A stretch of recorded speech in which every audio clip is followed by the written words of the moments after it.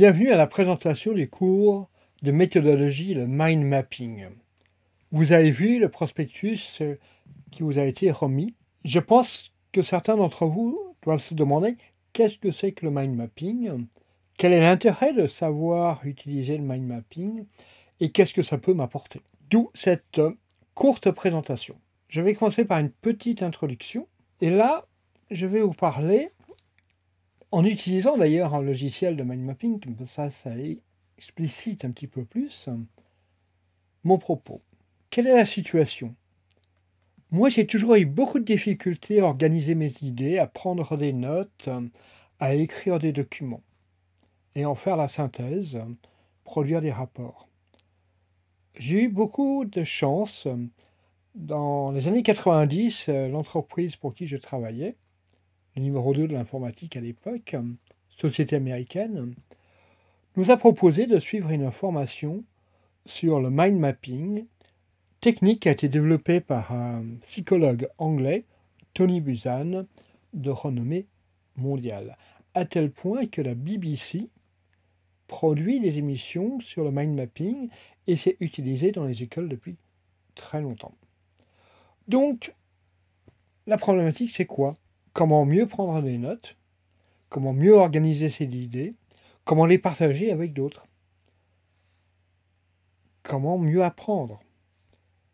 La solution, une des solutions, c'est le mind mapping. D'où la session de ce 24 septembre 2018 à l'Institut biblique de Nogent avec vous. Les objectifs de cette session sont au nombre de 4. En premier, comprendre, et je l'illustre en utilisant ici tout simplement un icône. Donc le premier, c'est numéro, hop, voilà, ça vous donne une idée de ce que ça peut donner au niveau des logiciels. Comprendre les bases du mind mapping. Ensuite, une fois qu'on a ça en place, eh bien, écoutez, ce qu'on va faire, on va produire des mind maps. Et une fois que vous avez acquis les bases du mind mapping, et ce n'est pas complexe, vous allez produire vos propres mind maps. Ça, c'est le deuxième objectif de la session. Le troisième, c'est accroître en productivité. Vous voyez, on peut même corriger quand il y a des erreurs. C'est accroître en efficacité et en productivité. Cela, c'est le troisième point. Le dernier objectif, c'est que le mind mapping puisse vous aider à mieux retenir et mieux apprendre l'enseignement que vous recevez à l'Institut.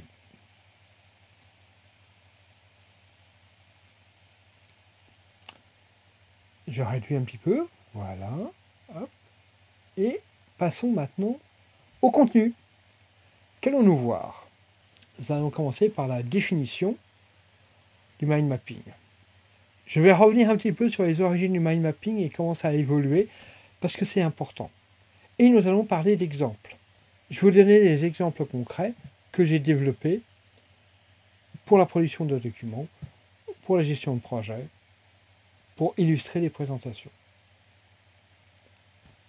Ensuite, en bas, on va aborder la partie méthodologie. Et c'est là où vous allez travailler un petit peu de manière ludique. Je vais vous expliquer comment on crée une carte heuristique, un mind map, et en même temps, je vais vous montrer les avantages, les inconvénients et les erreurs qu'on peut commettre.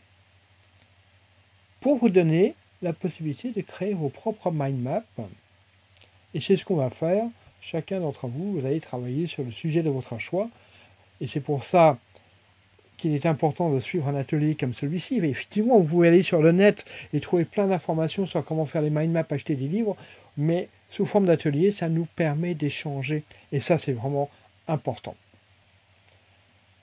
Après, je vous montrerai comment moi j'utilise le mind mapping pour la prise de notes, et plus important même, pour la rédaction de documents. J'ai un ami, en utilisant un logiciel qui n'est pas celui-ci, qui en est un autre, a écrit un livre complet à partir d'un mind map, avec tous les éléments, les chapitres, les paragraphes, les illustrations, et ensuite il a exporté pour la mise en page.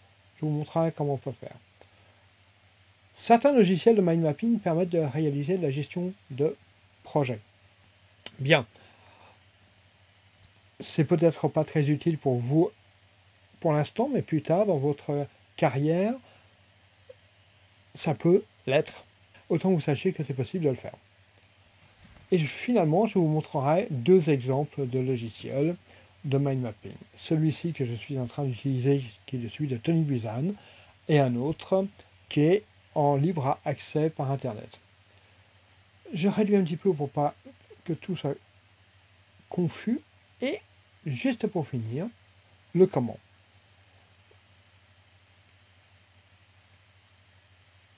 Et juste pour finir, le comment.